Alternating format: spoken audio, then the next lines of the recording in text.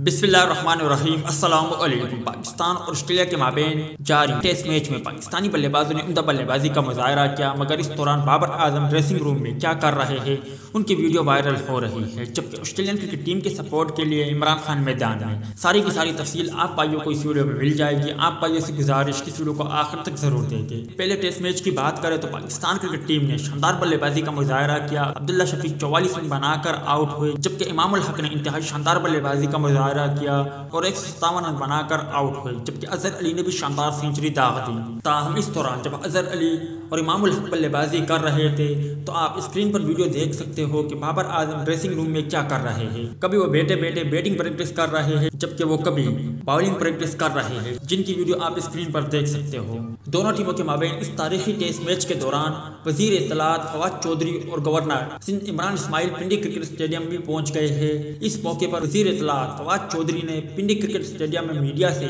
बातचीत करते हुए कहा कि वजीर आजम पिंडी स्टेडियम में मैच देखने आएंगे। उन्होंने कहा कि देखते हैं कि वजीर आजम आज आते हैं या कल, मगर वो इंशाल्लाह मैच देखने आएंगे। फवाद चौधरी ने मजीद कहा कि पाकिस्तान में क्रिकेट बहाल हो रही है, चाहते हैं भारतीय क्रिकेट टीम भी पाकिस्तान आकर खेले।